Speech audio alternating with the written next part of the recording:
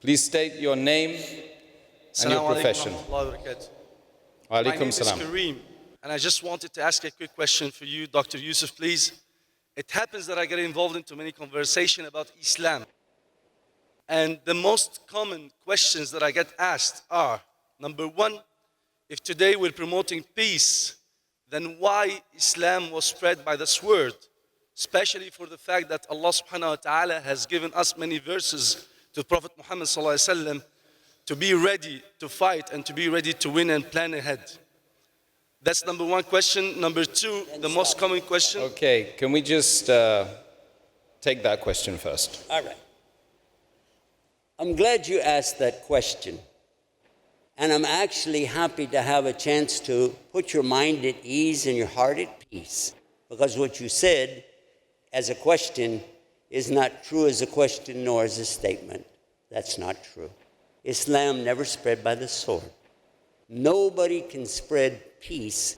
Nobody can spread the desire, the sincerity by force. We already mentioned that in our talk. In case you missed that, you don't spread sincerity by force, but rather by love.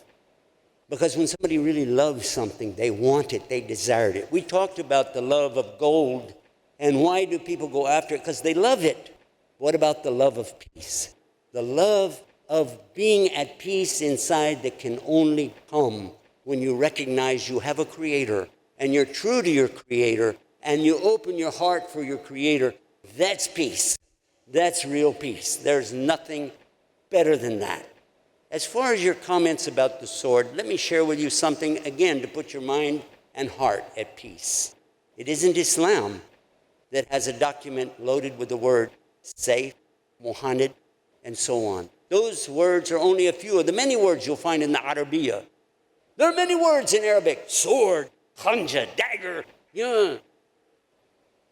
I challenge you to find that word anywhere in the Quran.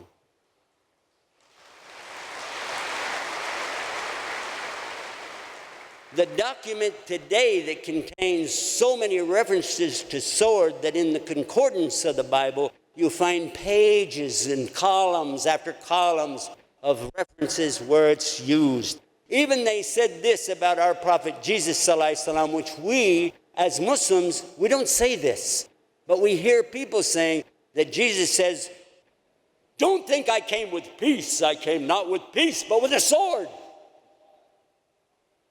Where'd you read that? You didn't read that in the Quran.